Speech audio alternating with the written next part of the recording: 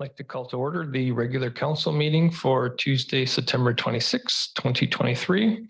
This meeting is being recorded live and is streaming on the District of Summerland YouTube channel.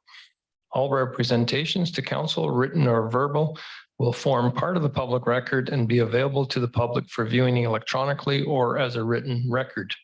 Corporate officer, any late items? No late items. Again, approval of the agenda, please.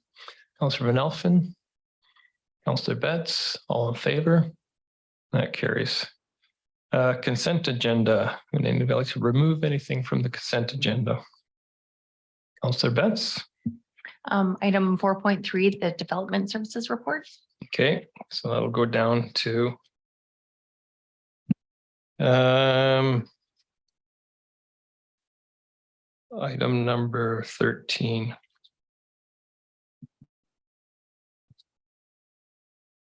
Anything else? We get approval of the consent agenda as amended. Councillor Van Elfen, Councillor Patton, all in favor? That carries. I can't see Councillor Barkwell up there. There he is. Okay. No public hearings. Straight on to my report. Last week, Team Summerland was in Vancouver for the annual Union of BC Municipalities Convention. I attended along with Deputy Mayor Traynor, Councillor Barkwell, Councillor Peake, and CEO Stad. I say Team Summerland because we went there with a sense of mission and purpose. We went prepared.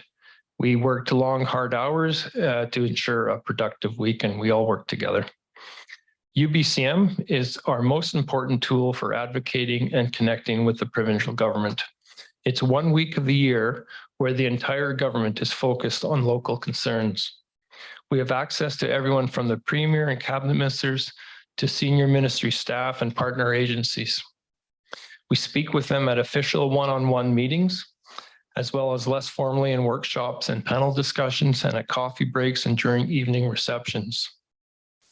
One-on-one, we met with Municipal Affairs Minister Anne Kang, Health Minister Adrian Dix, Transportation and Infrastructure Minister Rob Fleming, Agricultural Minister Pam Alexis, the Minister of Energy, Mines and Low Carbon Innovation, Josie Osborne, Finn Donnelly, the Parliamentary Secretary for Watershed Restoration, Opposition Leader Kevin Falcon, MLA Trevor Halford, the Shadow Minister for Transportation and Infrastructure, as well as senior officials from government agencies like BC Housing and BC Assessment. Informally, we met and spoke with Premier Eby, as well as several other cabinet ministers and numerous MLAs. Our own MLA, Dan Ashton, attended and supported us in all our minister meetings, which was most helpful and much appreciated. In all our meetings, we articulated Summerland's needs and emphasized opportunities to work together with the province. Results included receipt of the $10,000 to complete trail redevelopment plans for Conkle and Cartwright Mountains, confirmation of the government's support for a Summerland food hub, and strong interest in supporting a proposed primary health center for Summerland. At our meeting with the health minister, we were joined by Summerland family doctor Morelli Van Catarama, the Community Foundation's Aaron McRan, and RDOS Area F Director Riley Gettins. Their attendance at the meeting helped demonstrate local support and the community-based partnership model that's being proposed for the health center. Besides access to the provincial government, UBCM is also an opportunity for BC's 162 municipalities, 27 regional districts, and 8-member First Nation band councils to connect and share best practice with each other. Among the municipalities are 49 district municipalities. These are scattered all around the province. As has been reported, the District of Summerland worked with UBCM organizers to host a meeting of municipal districts, and I'm happy to say it was well attended and well received. We talked about what it meant to be a district municipality. Many of us are a mix of rural and urban. Many of us have lots of agriculture. Some rely on forestry, and some others rely on mining. Many of us are surrounded by Crown land. Many of us neighbor Indigenous communities, and many of us are located in the shadow of a city which places expectations on us to deliver the same level of city services. For many districts, maintaining our dispersed infrastructure is a challenge given our small population relative to our land base. At the meeting, it was agreed to stay connected and work together on some of our common issues. Finally, Team Summerland came home with some hardware to put in the trophy case. We received not one, but two awards, the achievement awards. This one here is a Climate and Energy Action Award from the Community Energy Association for our solar and storage facility. It's our second Climate and Energy Action Award in the last 3 years. And once again, we're recognized for our commitment to sustainability and climate action. This one is a UBCM Community Excellence Award for Asset Management.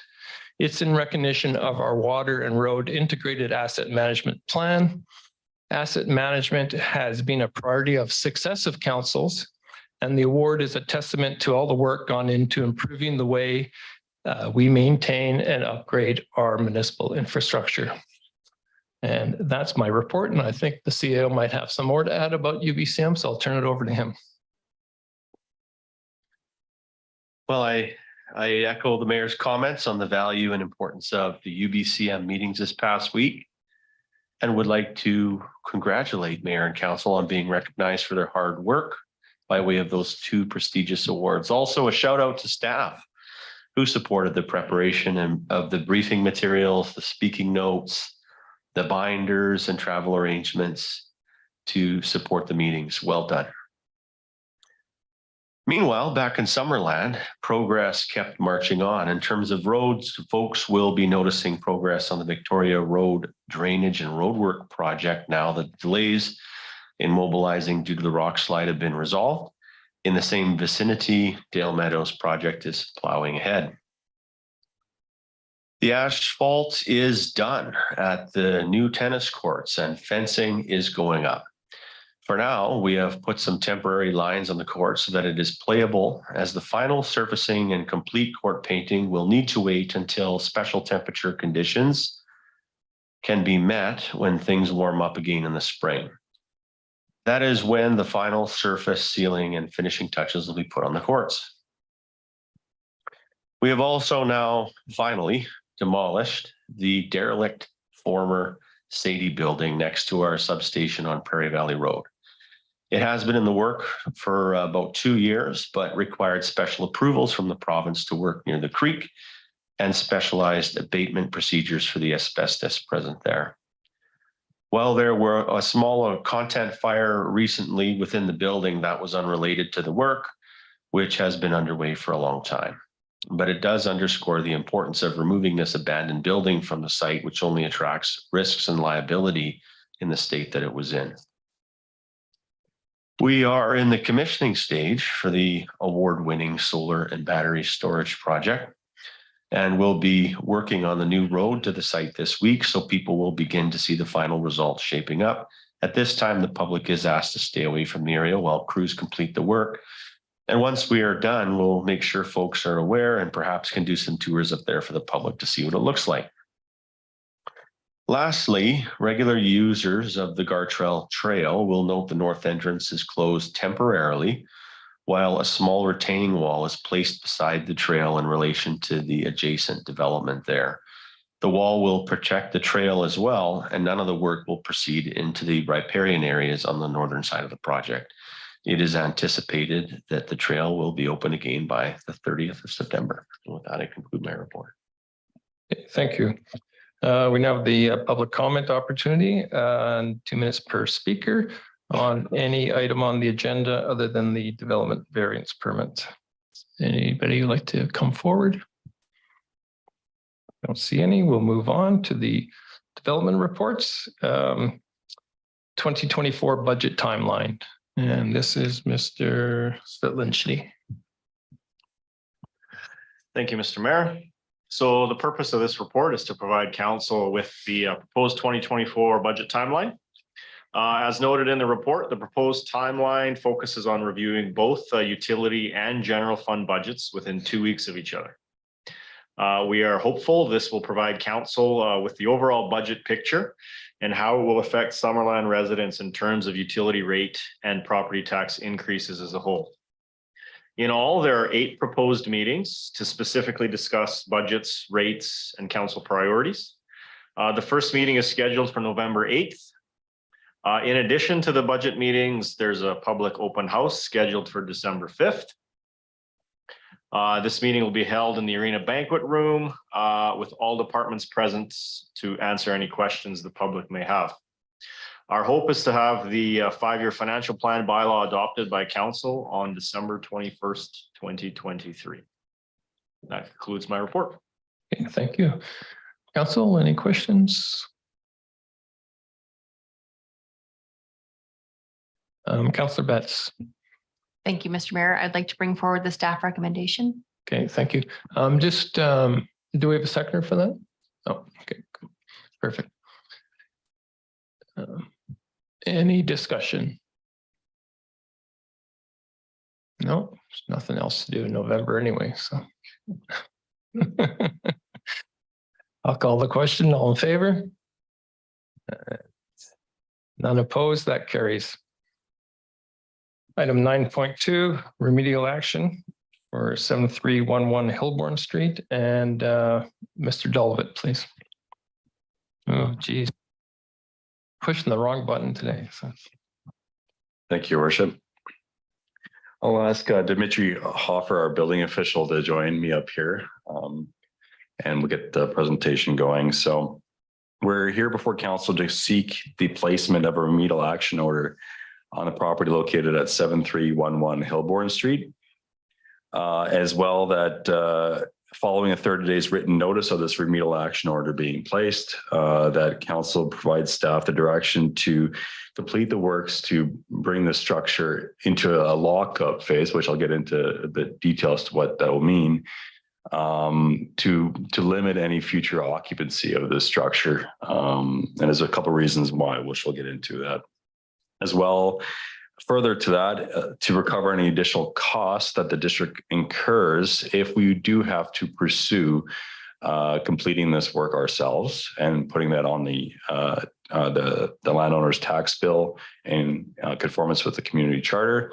And then finally, as well, to pursue the notice of placing a notice on title, a Section 57 notice on title on the landowner because of the outstanding building permits as well as building inspections that have not been occurred to date with regards to this structure. The subject property has been in non-compliance with the district's building bylaws since 2014. The staff has provided ortho photos that show the change on the subject property since 2005, and where there's been a change of continually adding on to the structure, which is currently the subject of this proposed remedial action order. It's clear from recent inspections by our building officials, as well as the fire inspector, as well as a structural engineer that has been hired by the property owner, that this building has significant life safety deficiencies with respect to structural support and integrity and fire prevention. There is a report that's been provided by Riding Engineering. Again, that was commissioned by the landowner, which provided a structural site assessment and recommended that there be no future occupancy until there had been changes made to the building. As well, we've also provided the relevant building code violation sections that describe the deficiencies that are right now apparent with the building, which Dimitri will get into detail here in this presentation. Furthermore, staff is aware that this past growing season that these structures were used as dwelling units in direct contravention of do not occupy notices that were issued as of May 19th, 2022, so over a year ago. This has raised more concerns with regards to the life safety deficiencies of the building, and it's resulting in this report coming to council for seeking the remedial action order. So what we're looking to do today with council's blessing is to lock up this structure to prevent any future occupancy. That could include removing services to the building, such as water and sewer services, electrical as well, padlocking all the entry and exits to the building. So therefore, it could not be used for the time being. And then that would allow as well time for the landowner to either pursue either a renovation building permit for this structure or a demolition permit at their option. But I'd like to pass the baton now to Dimitri to walk through some of the deficiencies for council's benefit. Thank you. Thank you, Brad. Thank you, Mayor and Council. I've prepared a brief presentation to highlight kind of some of the issues we noticed on site. Just note that these are kind of the more clear and obvious ones. It's not an exhaustive list. I'm sure if we were to get a full inspection, a lot more would come to light. But this is our first slide here. I've numbered kind of the arrows. If you look at arrow 1, kind of pointing more or less straight up, there's no fire separation between this space down here, which is more of an industrial space, and above is where the residents are for the temporary foreign workers. So there should be some level of fire protection there. Note 2, that's a structural beam across the roof line. Again, that needs to be fire protected. Point 4 there, we're looking at it's just insulation and poly that's not protected. That's less of a life safety thing, but it's definitely a code violation. And 4 might be tough to see from your guys' angle, but it looks like there's some scabbed framing of that wall. So again, based on the riding engineering report done, whole structural assessment should be required for the building. To the next slide, thanks. This one here is again just insulation poly, but it goes to show the level that we're dealing with. The ceiling there has no occupancy above it. But that being said, again, the framing just has never been inspected and approved by the district. That one, I've highlighted that one because above that section, there is a like a patio loading dock they're using above there. So that section again should be rated and protected from the fire exposure on the other side, underside, and all the structural members supporting that assembly should also be fire rated and protected. Here, if you can see just to the right of the house coming up there, that's actually the stairs from the top residential section coming down. There's no clear access out into the front of the property. They got to run through all these combustibles, which I think pretty obviously not great. This one here is, I've added it for a couple of reasons. One, we've got the exposed electrical panel there. And number 2, just some minor plumbing issues, but it goes to show a further issue of, again, we just don't know what's going on behind there. What does the plumbing look like? What do the walls behind the drywall look like? We've never had a chance to inspect it in the past. And, you know, they had workers living in that throughout portions of the year.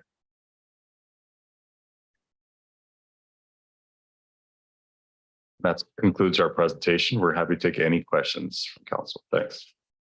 Thank you. Councillor Van Elfen. Thank you, Mr. Mayor. Through to our planner, are there people occupying the workers' facilities at this point in time?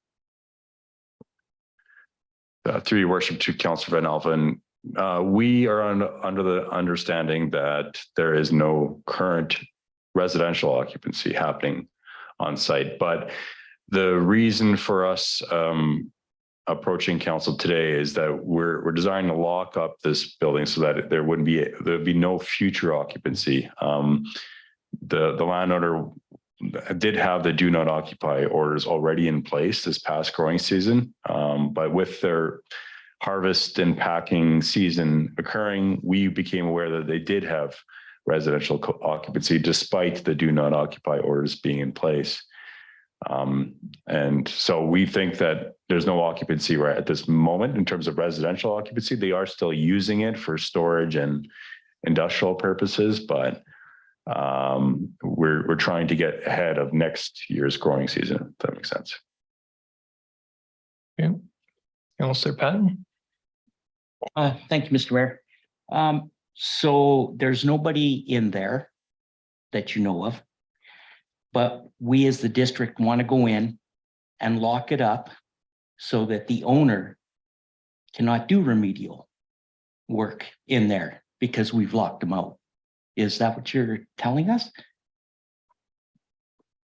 Do your worship, to Councillor Pat? No, we're hoping to prevent any occupancy or work within that space until the approvals have been submitted to us in terms of an application.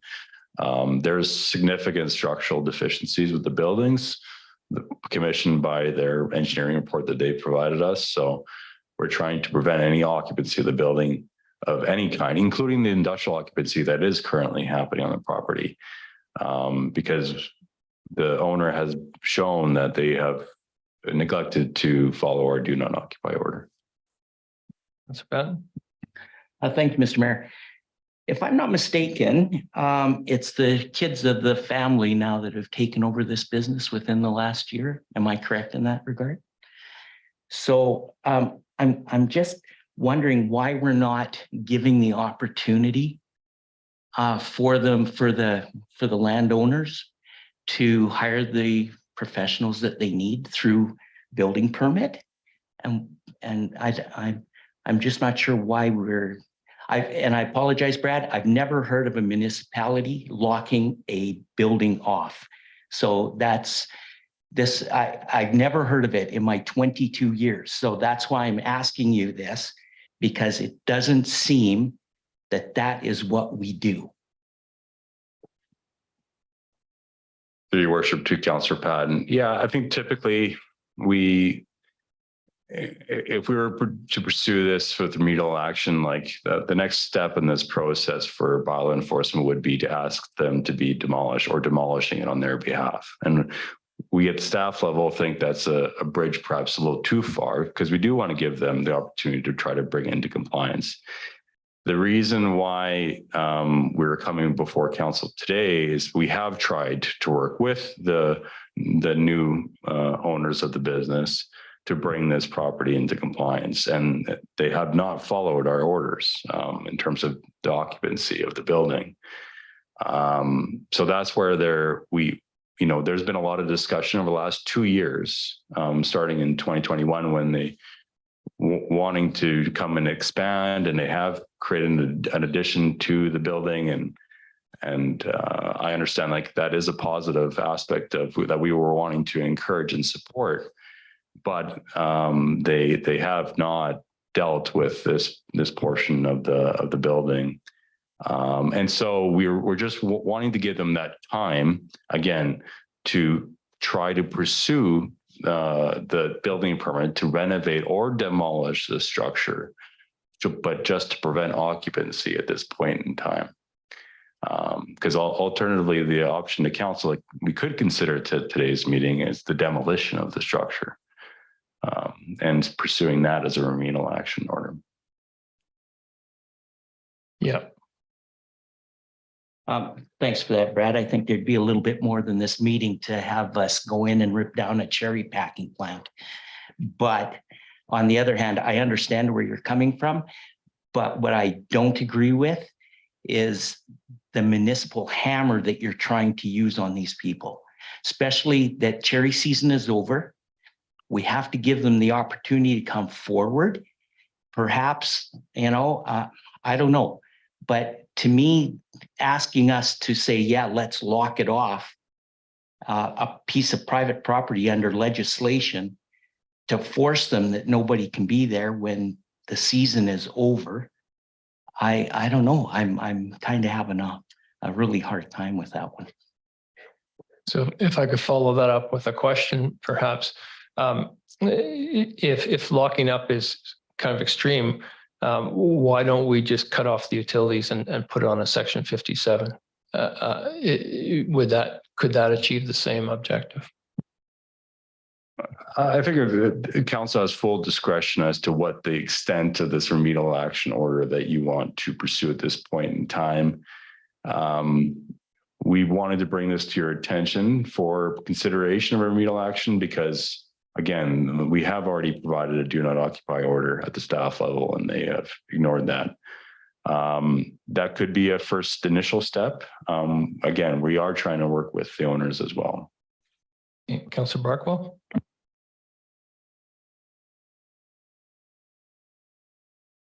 think you're on mute, Councillor Barkwell. Here we go again.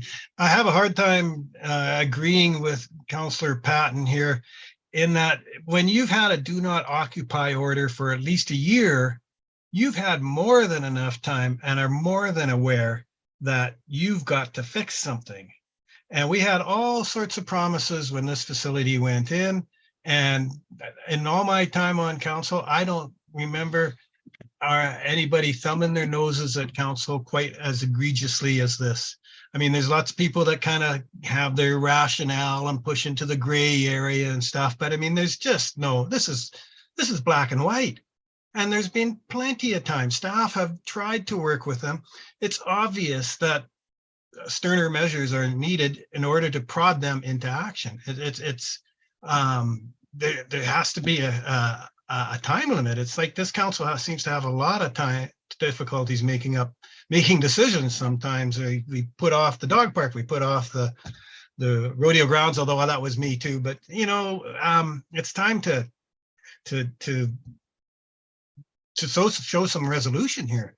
That's my 2 bits. All right, Councillor Van Elfen. So could we give notice like 30 days with it if they don't come in for permits, renovation and or demo? That would, after 30 days, the power and water is going to be shut off? Yeah, through the mayor to Councillor Van Elfen. Yeah, again, the discretion as to what we put in this order is entirely council's under the community charter, not with staff. So you guys can decide what should be the scope of that remedial action. You know, I'm not disagreeing with Councillor Barkwell or with Councillor Patton. To be honest with you, I just think that the kids have taken over this facility. They've inherited some of these difficulties. They didn't necessarily create a lot of these difficulties. Now they've got to clean it up. I think they're aware of that, but they just put in a state-of-the-art cherry grading facility.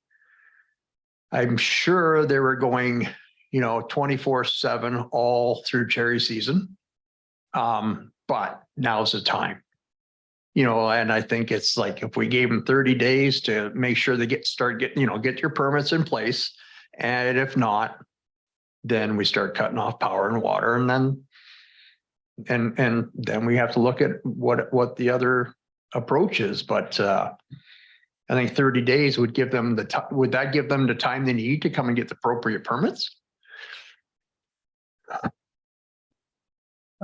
Yeah, it's complex. There's a number of different variations of what's going to be required for approvals for this building. So like the temporary farm worker accommodation technically requires an ALC approval if you're going to use it for residential occupancy. And they have, to their credit, they have already applied for that temporary farm worker accommodation. But that doesn't preclude the rest of the building, including the lower portion, which is currently being used for the industrial portion.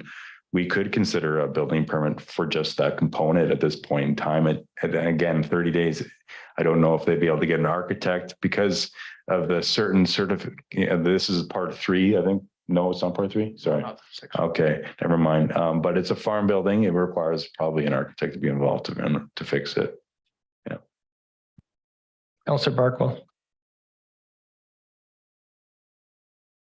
You're still on mute. I can see that it would take more than 30 days to get all the drawings and engineering work and stuff together for a permit. But I also see that we got to back that up because you get a building permit, you got 2 years to complete that permit. And based on previous history,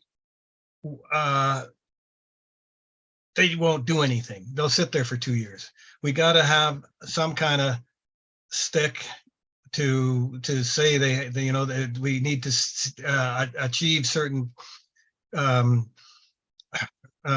marks along the way, or else we could be talking about this again because it just doesn't get done. And that's, you know, I mean, you can only go by past history. People have proven themselves uncooperative. There's, you know, you can't really think that they're necessarily going to change their stripes tomorrow. So you have to have some enforcement measures of some kind. And I don't know what Brad can think of that would follow the building permit, which is, you know, of course, the preferred option, but we do need to see that that building permit is acted on. Councillor Patton. Thank you, Worship. I agree with you, you know, Councillor Barkwell. But the other thing is, I think we have to take some onus here on the District of Summerland. We were there on May 19th, 2022, and posted a do not occupy. And then we went back on May 25th, 2023. So we let a whole year go by without invoking on that do not occupy. So are we not as guilty of not following through on a process that we posted and now it's your turn to come in? I agree. Something has to happen. I just think that this route that we're looking at is probably not the route that we should be looking at. Sure, if the onus is on us so much, but Mr. Delavan. Yeah, just to clarify, like I do know there's some context as to that time length. Maybe I can just clarify for council why there was a year time length. We did initial inspection of this structure with their architect who was proposing the new building scope, and their commission with that new building scope at the time of building permit for that new phase. So it was in that May 2022 period where we were evaluating that new building permit proposed. We approved the new building permit for the new addition under the auspice that they were going to bring the old building into compliance with the building bylaw. We actually entered a compliance agreement to allow them time to do that. Meanwhile, so once we issued the building permit, they went full steam ahead with their new addition, and we did subsequent inspections for their addition, but really didn't do any further inspections of the old part until a year later when they were nearing completion of their addition. And so that's the reason why there was a bit of a time length. You know, honestly, they were full steam ahead with their new building as soon as we issued a building permit for that new building. Sorry, I'm really mixed up today with these buttons. Councillor Barkle, did you have something else? No. Okay. Well, we need a motion of some sort to be on the table.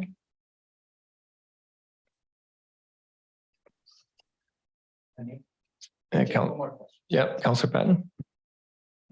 Thank you. Brad, before we can, are the owners not supposed to be here so that they can present their case even on a section 57 being attached to the title? But yet I don't see the owners in the gallery. So where's that process coming into play? Mr. Deloitte.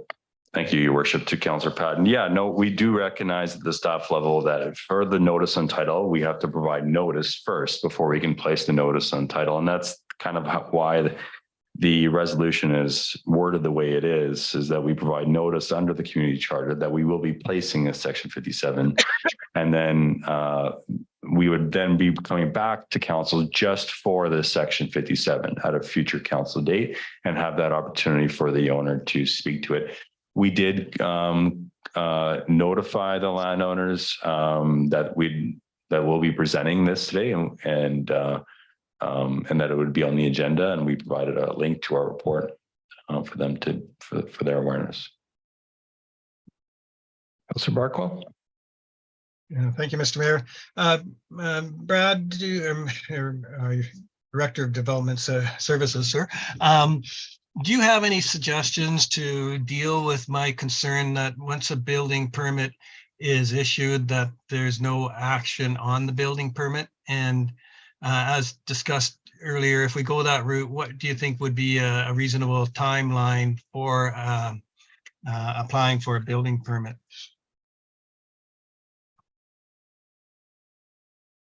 Your worship, to Councillor Barkwell. That's a good question. These enforcement tools are a mechanism to try to prod basically an applicant to come in.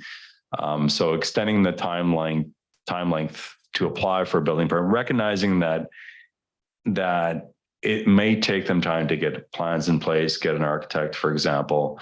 It's still a tool for us at the staff level, and we still have the ability to keep using this as a prod. And so, like, I would say at max maybe 60 days to apply for a building permit, and then following the subsequent with issuance of a building permit, I think it is more difficult to manage, but at least we would have the building officials involved. Our bylaw officers are also involved in maybe having reoccurring inspections with their architect, because they'll have to have an architect in place to ensure that progress is being made on these structures. Ultimately, we're just trying to get them to come in to try to remediate the situation first.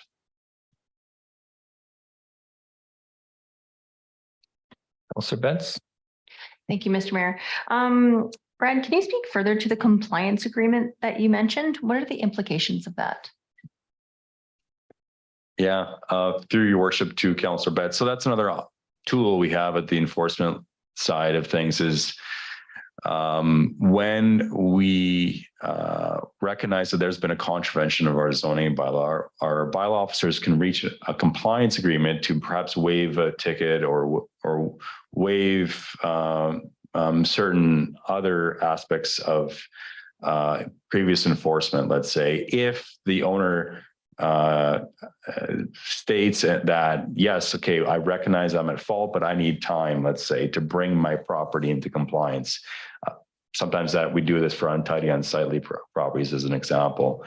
And then what that does is it recognizes that the landlord recognizes that they're at fault and that they need to do something. And so that provides us some evidence if we were to take that individual to court that they know that they are at fault and they had to rectify the situation.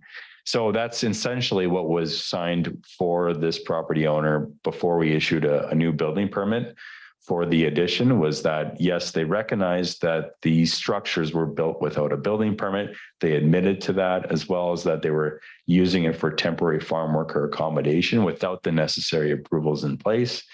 And they had a time period put on them to complete that. I think we gave them a year at that point in time to complete those necessary approvals.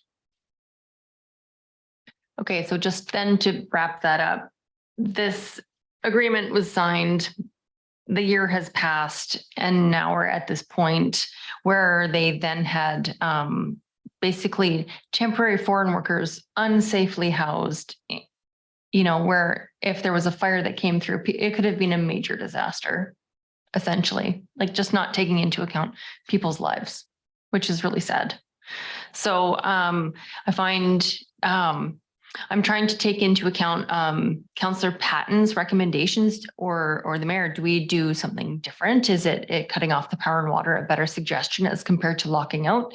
But I do think kind of along Councillor Barkwell's opinion that it's time for something to be done, like another step is to be taken. So, but I'm up to what the group believes is the best course of action next.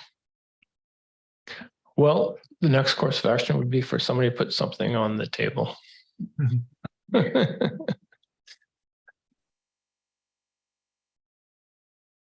Councillor Barkle, is your hand up there? Yes, I will put the motion as in the agenda. It's rather long. I won't read it. It's up on the screen. And yeah, just the motion as provided in the agenda that council direct the owner to bring the property located at 731 Hilborn Street into compliance. Okay, so the recommended motion that's on the screen, do I have a seconder for that? Counselor Betts, okay. Any discussion? Counselor Patton. Thank you, Worship. So in the second paragraph, it says after 30 days written notice, the property legally described as is not in compliance with the District of Summerland's building bylaw, that council directs staff to take action at defaulter's expense. So my question being is, there's no way, and I think Dimitri can agree with me, there's no way that in 30 days they can bring anything up to code. That's not going to happen. So when you're talking 30 days, is that 30 days that if they haven't done that, then you want to put a lock on their door? Is that pretty much what you mean by that paragraph?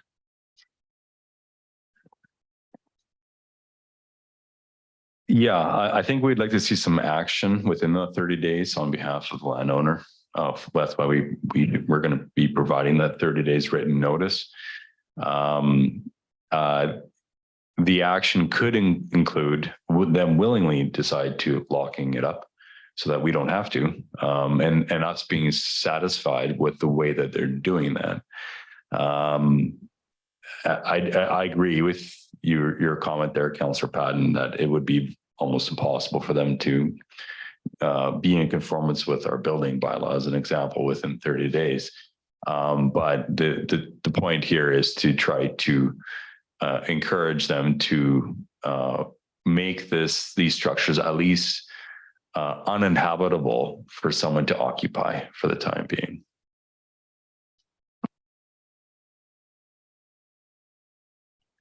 Thank you, Brad.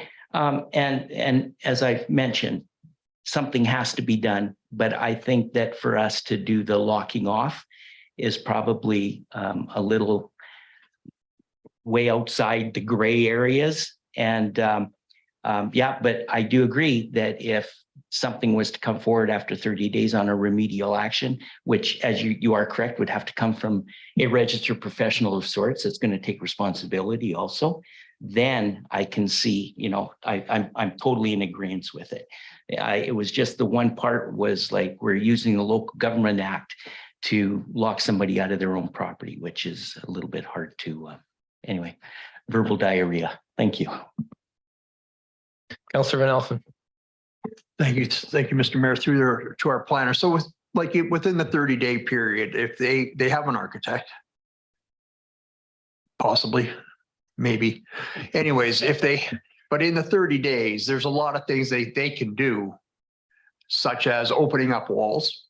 So our building inspection team can look at plumbing, electrical. There's some insulation and vapor barrier that looks like it'll have to come down to check on framing situations. So there's a lot of things they can do in the 30 days to show that, they're willing to play ball. So, I guess I'm okay with the staff recommendation at this point in time, but I think now the onus is on them. And there's a lot of things that can be accomplished in 30 days, I think, on their behalf to show that they're willing to work with our inspection team. So I'll support it. Thank you. Thank you. Councillor Barkwell. Maybe I'm mistaken, but I would expect if once we pass a resolution like this, the phone lines are going to start buzzing. That's going to create some back and forth. It could come to council again. We have a meeting in 3 weeks.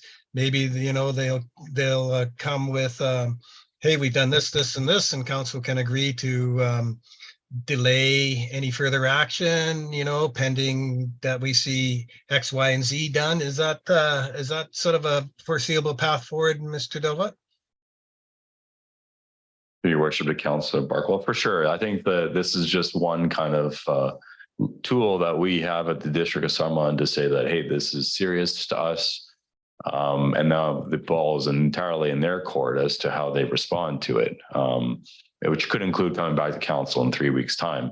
And maybe us at the staff level as well, saying here, here's how we together have been working on this together for council's benefit. Ideally, that would be the best case scenario. Worst case scenario is they don't respond at all, and we're having to do this ourselves, I guess, and would be pursuing that with following council's direction.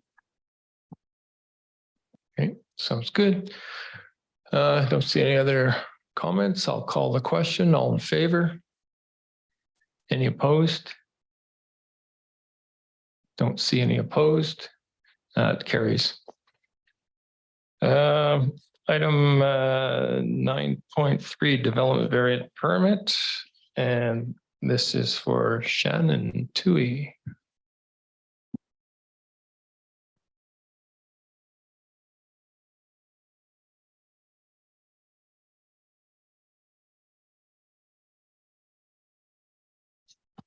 Good evening, Council. The following application is a development variance permit for the property at 10907 Prairie Valley Road. The purpose of this application is to increase the size of an accessory building within the residential duplex housing zone from 4.5 meters to 6.18 meters in height. Within the district's official community plan, this property is designated low density residential. The designation allows for single-family homes as well as duplex housing. This is the only designation that contemplates a duplex. This property went through a rezoning process in 2021, changing the original zone from residential medium lot to the residential duplex lot. This zone allows for 2 dwellings on the property, as well as an accessory building with a maximum height of 4.5 meters and an overall lot coverage of 30%. During the rezoning process, a conceptual plan was provided of the double accessory building with separate garages and loft areas proposed for both units to use. At that time, they were shown in a conceptual manner at a height of 6.70 meters. The rendering in front of you is of the new revised design with the adjusted height of 6.18 meters. The proposed conjoining accessory building mirror the design of the duplex with the same broad width and the height of 2 stories. The proposed construction is limited to the rear yard and will not be visible from the front of the property fronting Prairie Valley Road. However, it will be clearly visible to residential properties on the south side who front Prior Place. Windows that were in the original plan on the rear south-facing wall have since also been removed from the design. As you can see from the ground floor plan, a barn door fronts the building for access for a car if needed, and an interior workshop garage area. The proposed second floor is an open plan concept described as a loft office space. The new submitted drawings show all plumbing has been removed from the design to limit the assumption of a change in use from a garage to a carriage house. This table represents regulations pertaining to a duplex housing zone. The main points I wish to highlight here are the height in the rear setback regulations, the 4.5 meter height allowance for an accessory building, which are considered subordinate buildings to principal buildings in size and massing, and also the rear setback that allows an accessory structure to be sited 1.5 meters to the rear of a property line. The application was circulated to our internal departments with only the main concerns noted, where the loft area cannot be turned into a dwelling space. And since this property is only one parcel, only one driveway is currently permitted. This application is considered a type 2 minor variance due to the requested size increase. It also requires public consultation and notification. The details of the project were circulated at a 60-meter radius from the address, We received 5 letters of note at the time of report publication, and with a few additional correspondences forthwith. The main concerns were the note of a negative impact. Staff do have reservations supporting this height variance, as not all the criteria required to approve this variance are met. Specifically, a clear planning rationale for the request has not really been provided. That's going to be highly visible to surrounding properties with a potential view and shadowing impact. Neighbourhood surrounding it is predominantly one-storey residential single-family homes with single-storey accessory buildings. Proposed intended use could be achieved just as effectively as a single-storey building, meeting the maximum requirements of the zoning bylaw. Following site photo was taken directly behind the proposed buildings. It shows the early stages of the conjoining wall of the main duplex, and the orange line shows the mirror design of a double accessory building, 1.5 metres to the rear property line.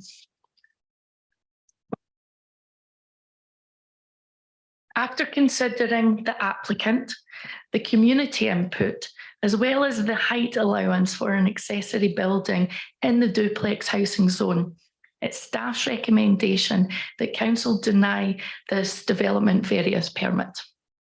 Thank you, and I'm happy to take some questions. Okay, thank you. I think before questions, since this is a recommendation to deny, the applicant has an opportunity to address council.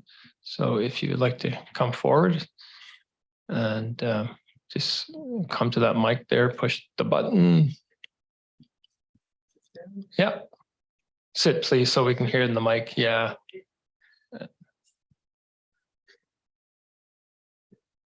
This to a short guy level. Thank you, Mayor, councillors, and staff for the report there. My name is Jeff Gagno, and I'm co-owner of Okanagan Development Consultants and the agent for 10907 Prairie Valley Road.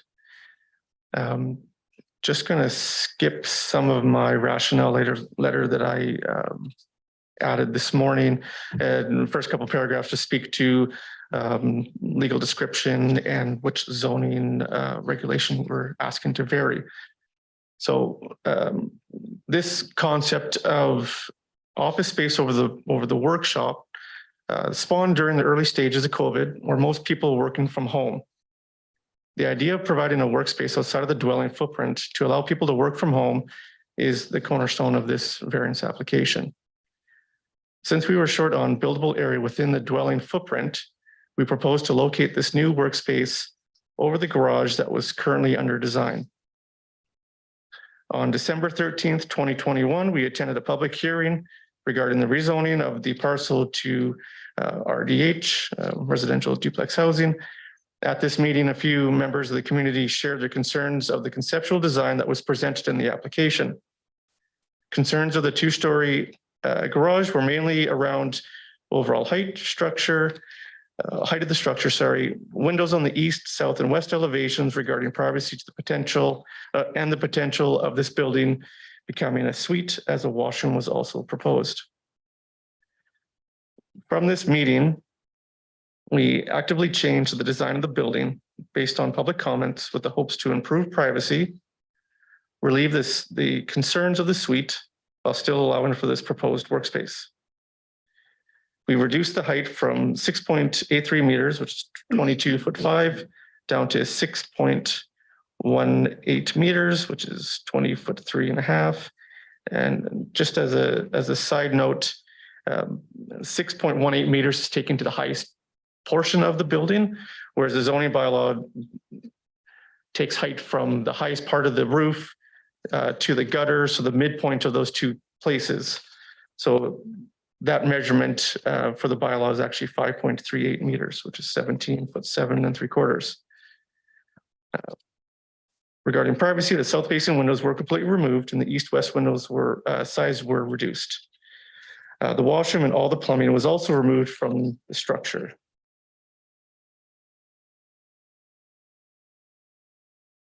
For the current DVP, it's my understanding that 25 residential households were advised about the proposal, with 5 households providing comments which they were opposed to the proposal.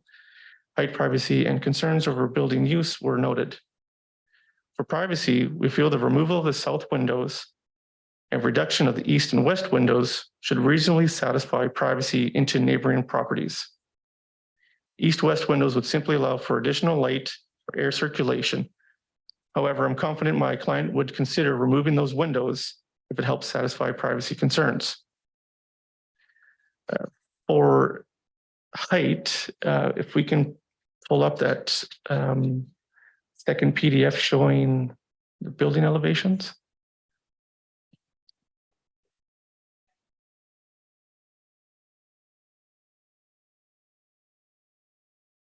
The document name is Simpson 10907 PVR A1, yeah, workshop height.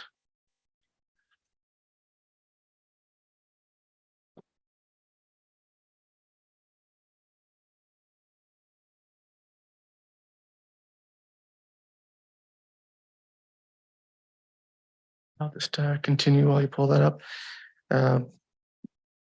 For the height, we have illustrated the proposed workshop in comparison, the proposed DVP workshop in comparison to the max height allowed for accessory structures in the bylaw. You'll see that the peak of each option meet at similar locations, with the bylaw roof actually higher than the proposed DVP workshop. Again, I'll note that the bylaw measures height from finished grade to the midpoint of the roof, creating the height of this structure 5.38 meters.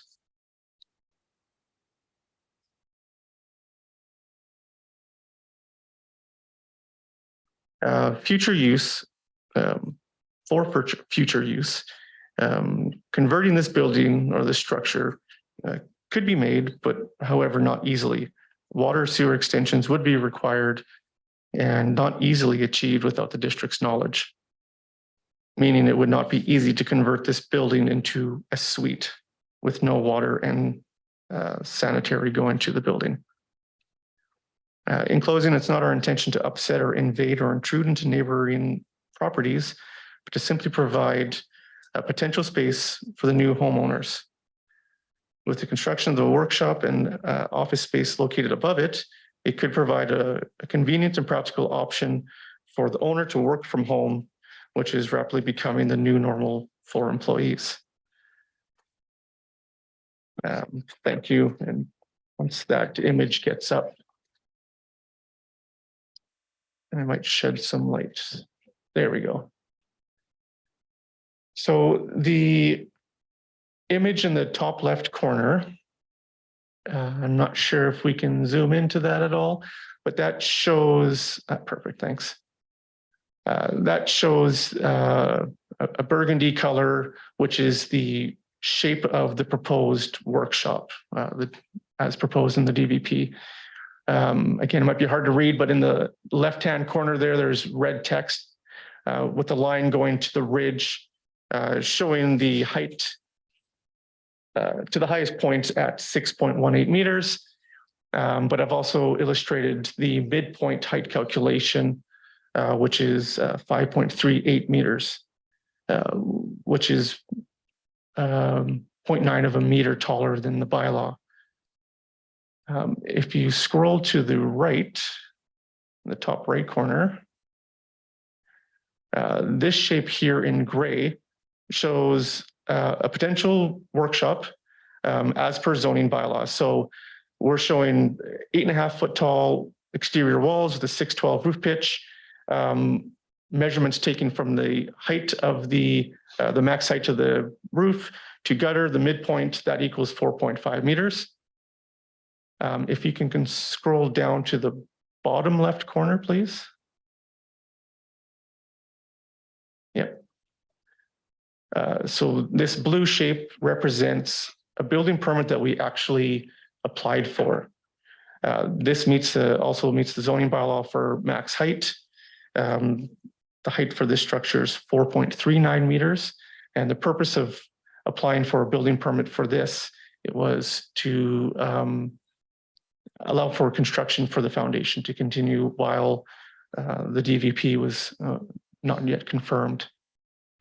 And then if you can slide to the right for the final image there, this shows all three roof options overlaid on top of each other. So the gray option up in the front is what a potential building could look like. The blue image in the back is what we applied for building permit for foundation reasons.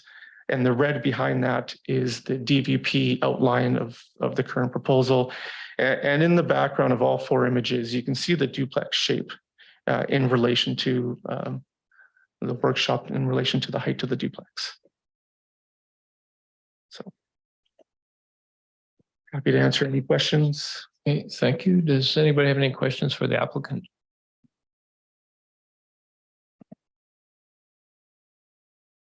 No? Okay, thank you for the applicant. Yeah. Thank you, Mr. Mayor.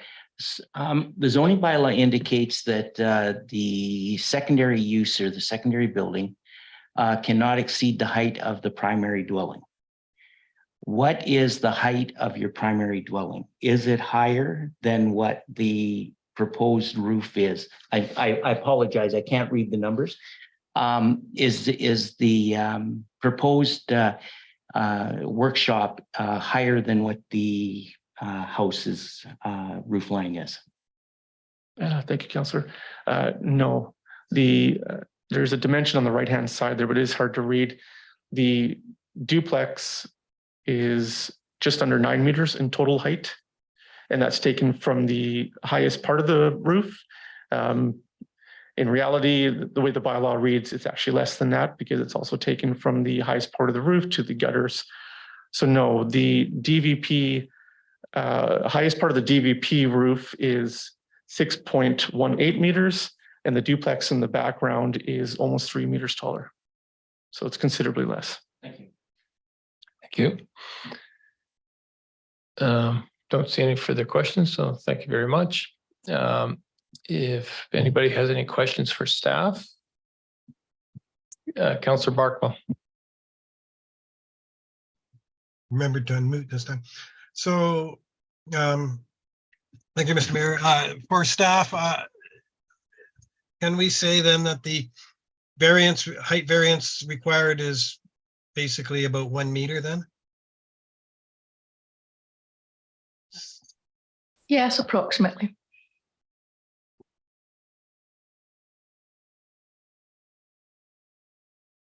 Councillor Van Elfen. Thank you, Mr. Mayor. Just through to our planning department. So with neighborhood feedback, they eliminated the windows to the south and reduced the size of the windows to the east and west. And there was even comment by their representative that the applicant may even consider removing the east and west windows if that appeases some of the neighbors. So I think the applicant is trying to work with the neighborhood, obviously. And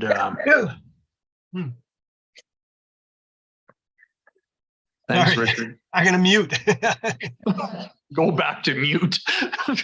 But so anyways, I applaud the applicant for, trying to appease the neighborhood, and I hope that this can work out. Thank you. Councillor Betts. Thank you, Mr. Mayor. I note that with the discussions in the neighborhood being, only negative in return, and taking a look on the map, just on Google Maps, this is right in the middle of a neighborhood where you're surrounded on every side by houses. And this is going to be a great big duplex, which is great. We need more housing, but it's going to be the entire lot is now going to be duplex, and now asking for an additional variance on the secondary building. And I really think that that is going to really stand out, and not necessarily in a positive way amongst the rest of the neighbors.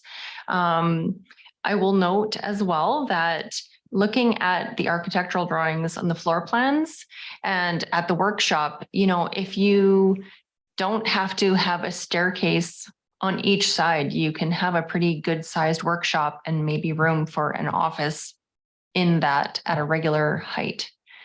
Just some feedback. Councillor Patton. Thank you, Your Worship. To our planning department. So back in the day, you could build a accessory structure taller than your primary residence. Then we brought in through the zoning bylaw that if you had a single story building, primary residence, that your accessory building could not exceed that height unless a variance was brought forward. So if you had a 2-story building, as long as your ceiling, or I'm sorry, as long as your roof line did not go past the primary residence roof line, I was under the impression that no variance was required. So since the duplex in front is higher at 9.5, I believe, give or take, I thought that the accessory structure through our zoning bylaw allowed that accessory structure height to be no more than 9.5. Your worship, to Councillor Patton. Yeah, there are some regulations that you're referencing, like with regards to the height of the principal use must be larger than the accessory use of the building or accessory building. We still have a height maximum.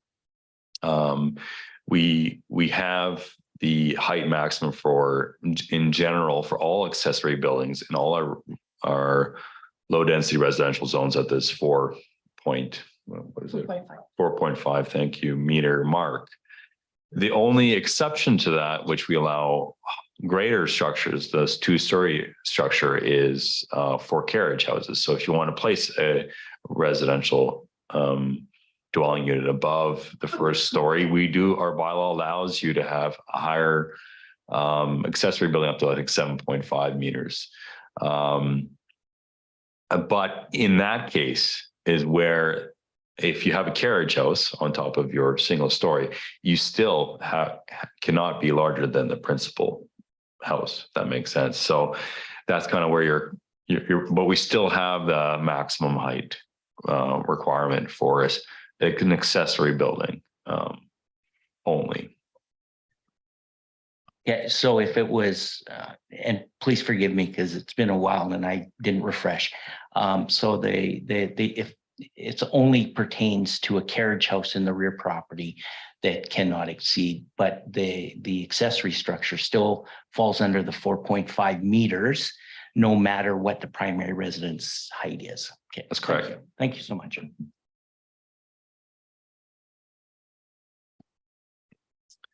Well, for my 2 cents worth, I do appreciate how the applicant's working with the neighbors, or seems to be trying to accommodate them.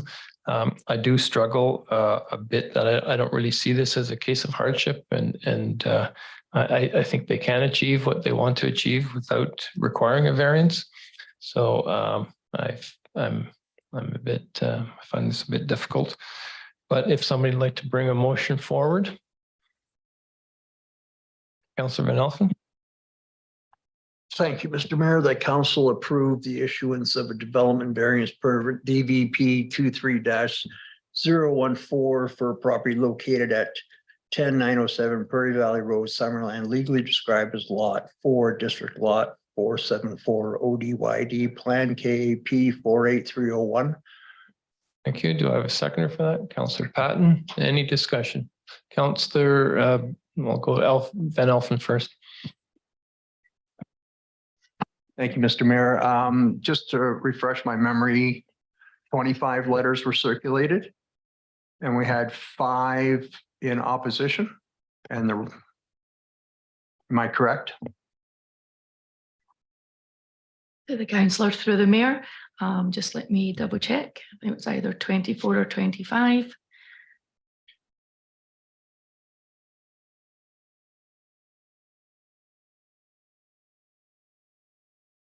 And 5 opposed. 5 opposed at the time of the report being published, and I think we've had 1 additional, Kendra, since then. I thank you very much. Okay. Councillor Barkwell? Thank you, Mr. Mayor. Question towards staff. Would it be possible if this builder had a flat roof to do it without a development variance permit? Is it that close? Mr. Delavan? Your worship, to Council Barkwell, I don't think that's gonna make a large difference with regards to the overall height calculation of this building as presented by the applicant's agent.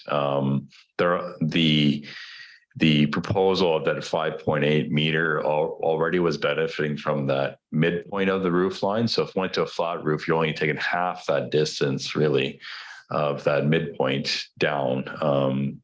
You most likely will still require a variance. It would probably be less, but it would still require a variance for our consideration.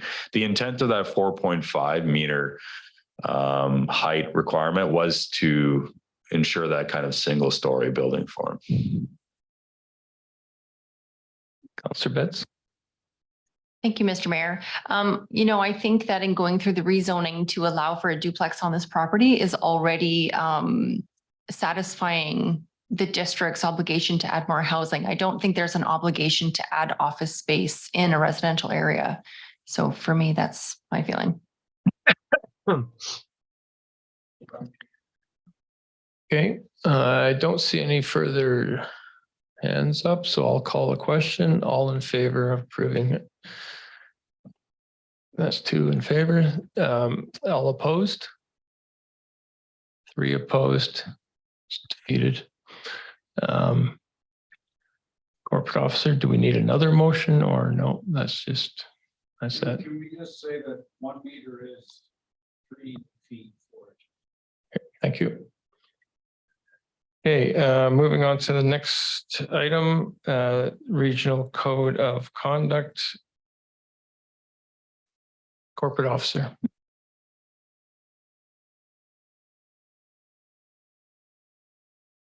Thank you, Mayor Holmes. So the Regional District of Okanagan-Similkameen has proposed a regional code of conduct for its board of directors and member municipalities to create a consistent approach to conduct in the region.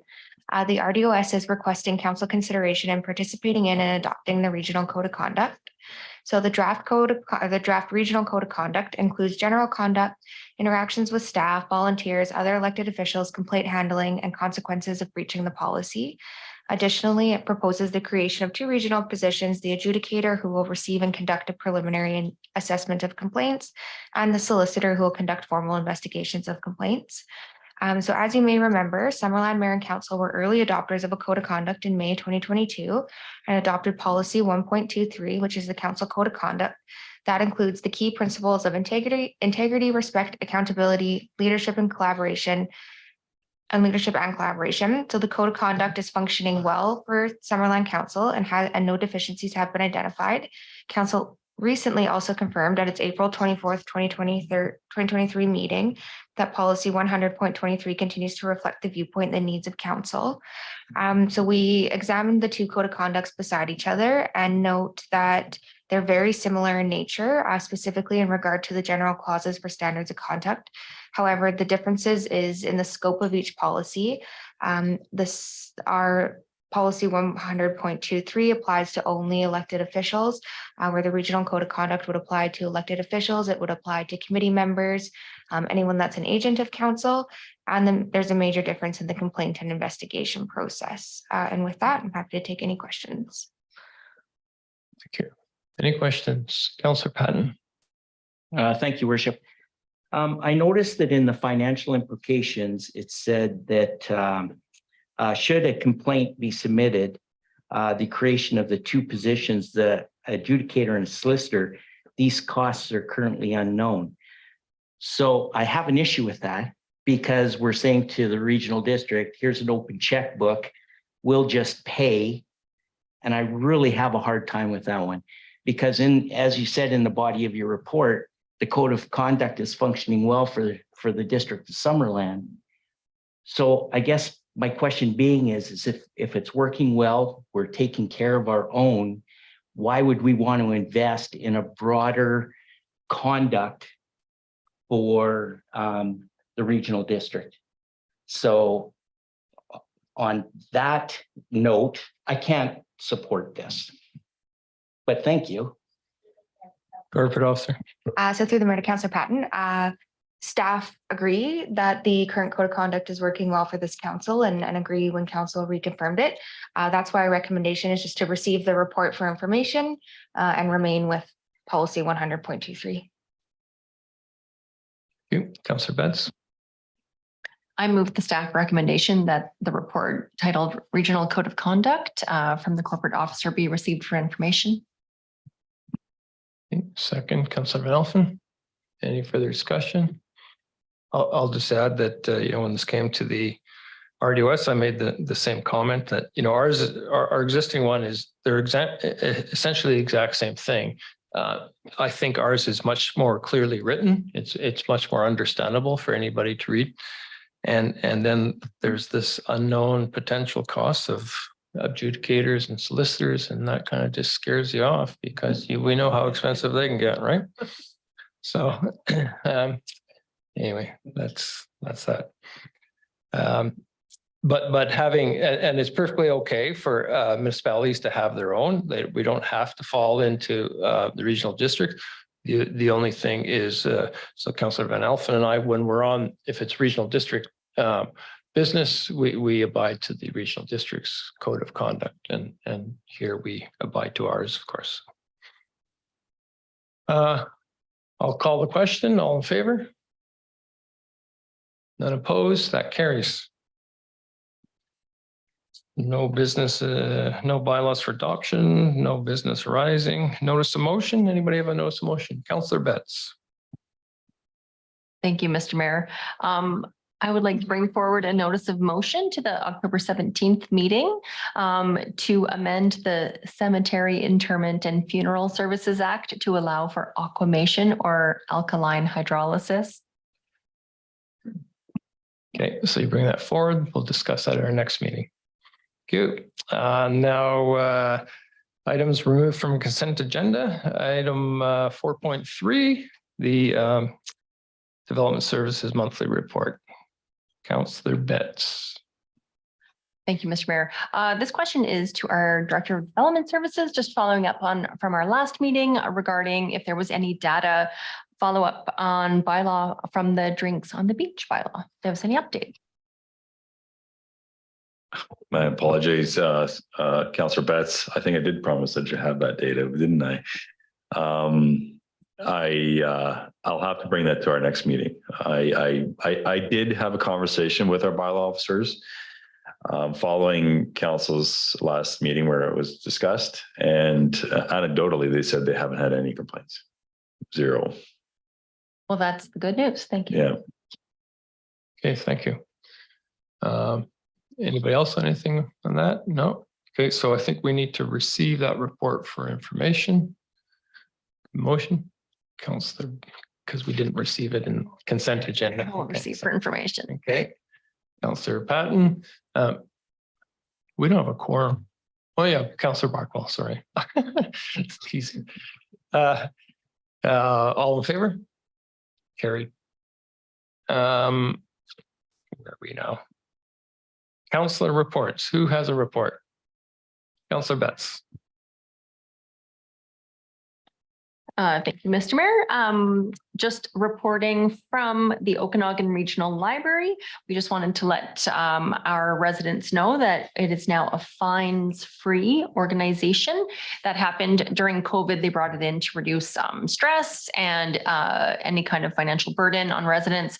And they found actually it's been a very successful program. However, there's no need to worry about lost income as that you still pay for lost or damaged items to replace any library stock. Secondly, on just something I'd like to bring forward is that I was at the Summerland Sunday market. Of course, it was wonderful. It was our last one, but I would like to thank our District of Summerland staff who are manning the booth, kind of trying to help our residents answer questions about the upcoming referendum regarding the recreation center, not just aquatic center. And I would just like to remind our residents that our district staff are doing their best to answer questions and to always try and be polite, not shout at our staff. It's just really kind of sad and unnecessary when somebody's there just doing their job. So just reminding everybody to bring kindness forward and a willingness to have discussion, because that's really what it's all about. Thank you. Thank you. Anybody else have a council report? Councillor Van Elfen. Thank you, Mr. Mayor. Yes, I too want to just say thank you. The Summerland Farmers Market on Sundays was a great success. I know for myself, it was great. I enjoyed it thoroughly and enjoyed the entertainment.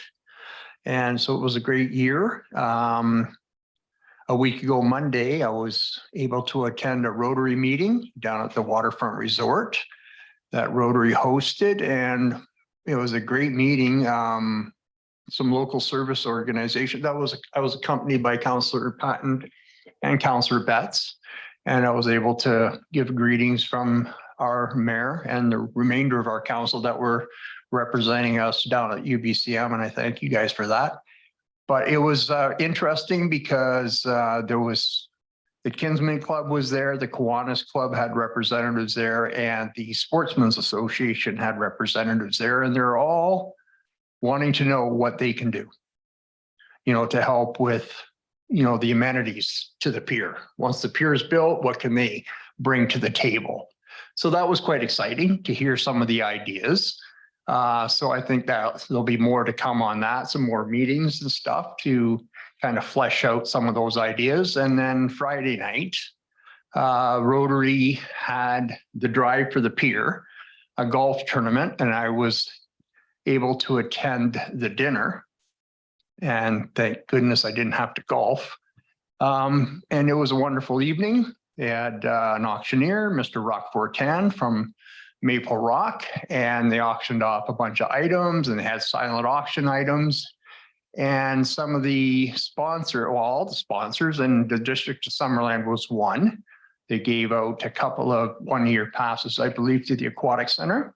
And in doing so, this is the recognition that these sponsors received, and this is a piece of the pier. And it's just what a great idea, novel idea. And I know the people that received these were just ecstatic. They got a chunk of the pier recognizing their contribution to the evening. So, but it was a great evening. I don't know how much money they raised, but I'm sure that's coming. That announcement soon, I hope. So anyways, that's the end of my report. Thank you. Who got the bird's nests, I wonder?